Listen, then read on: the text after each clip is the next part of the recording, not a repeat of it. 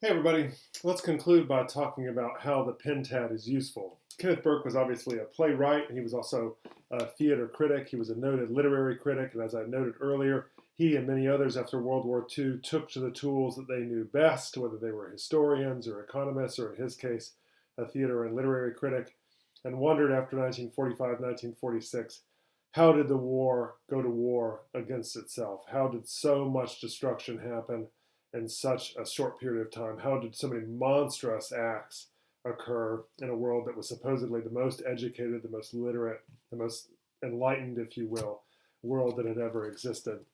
And what he found was, in a sense, that if we could use the tools of dramatic criticism, what he called dramatism, we could come up with ways to understand why humans are motivated to do what it is that they do. Obviously, he had some political motivations in terms of analyzing the political cultures of his day and how they had come to clash in World War I and World War II, what many people are calling the long, unending war in those 3 decades. But there are also some specific use values that we can get as people who are studying the science and communication around storytelling, and as people who want to be good critics of stories as well as producers of stories in both a fiction and a nonfiction context. And there's a few ways in which Kenneth Burke's Pentad is useful. Number one, it's obviously useful in analyzing the structure of stories.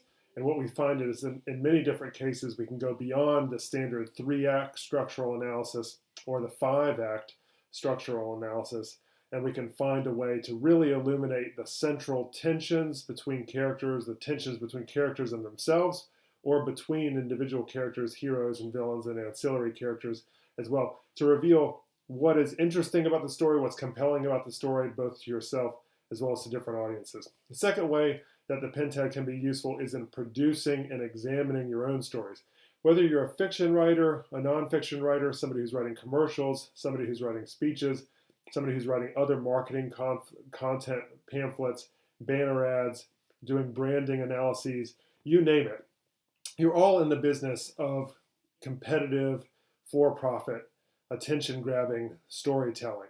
And so the questions we're always asking is, how can we generate better content?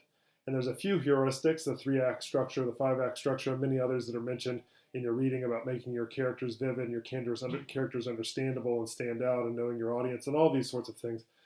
But there's very few heuristics that are available that you can take an existing story and refine it to accelerate drama, to accelerate tension, and even to accelerate conflict between acts and scenes, agents and purposes, acts and acts, agents and other agents, and so forth, like you can with a Pentad. So what many storytellers who use the Pentad suggest is to write the full story, whether that's a commercial or you're writing a novel, hypothetically, to write the full story, and then to analyze it pentadically, or to analyze it as Burke would, dramatistically, and see what's missing, see what elements can be tweaked or heightened to heighten the conflict, to heighten the drama of the story.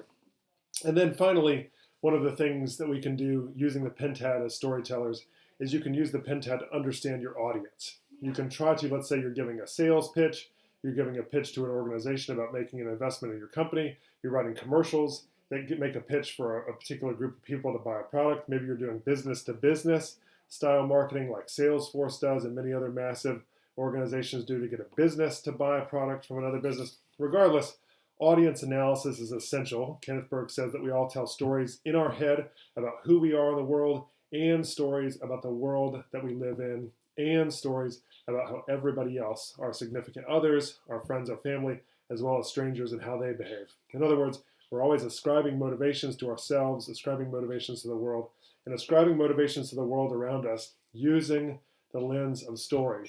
The key for all people who are engaged in pitches and engaged in attention seeking and attention grabbing is trying to understand how other people see themselves. How do they view their decisions? Are they viewing their decisions because they're guided by some specific divine purpose? In other words, is purpose the central term in the ratio of their lives? Do they see themselves as guided by sacred acts, these important acts that they need to make in order to achieve some greater purpose or in order to achieve a greater profit for their company? Then act is the central term. Do they see themselves as beaten down by a scene? In other words, they are prisoners to the circumstances that they find themselves in. They find themselves hemmed in. They don't feel like they have free will. In that scenario, the ratio of their lives as they tell themselves is one that is dominated by scene, a scene act or a scene agent ratio. I think you're following what I'm saying. My point is that all of the 5 terms, as well as the many different exploding ratios that you can have that emerge from the Pentad, are all useful tools for an audience analyst who's engaged in a pitch making or advertising routine to grab an audience's attention because they can get an insight into how they end up understanding themselves. In any case, I wanted to close by offering those 3 different ways that the Pentad, which can get really complicated, but I think is a very important tool in both storytelling and story assessment, can be useful in this.